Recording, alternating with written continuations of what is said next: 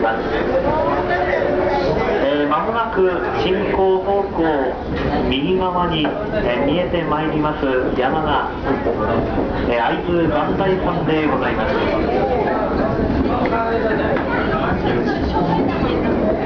高さ1819メートル、会津の民謡磐梯山で宝の山よと歌われております。この磐梯山は、明治21年7月15日大爆発を起こしております。今月の15日で120周年を迎えました。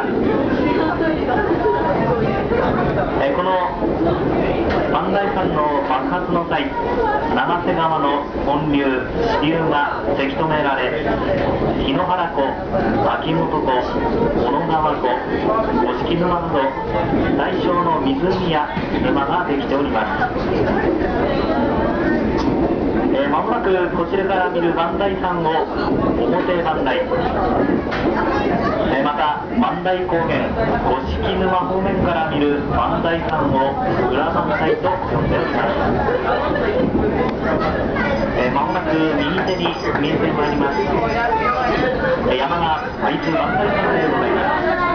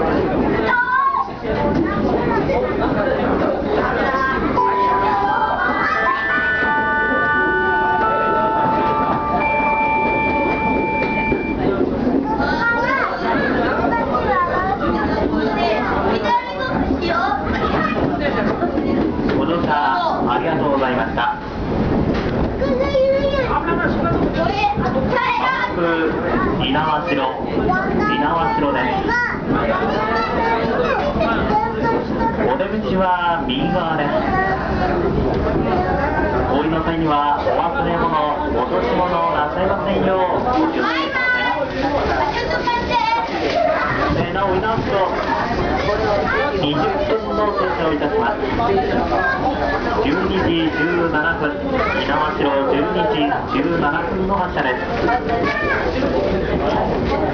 再度発車までしばらくお待ちください。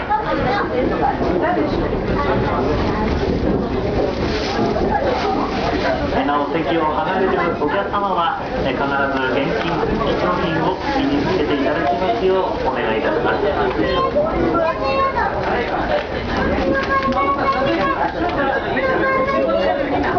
まもなく猪苗代に到着です。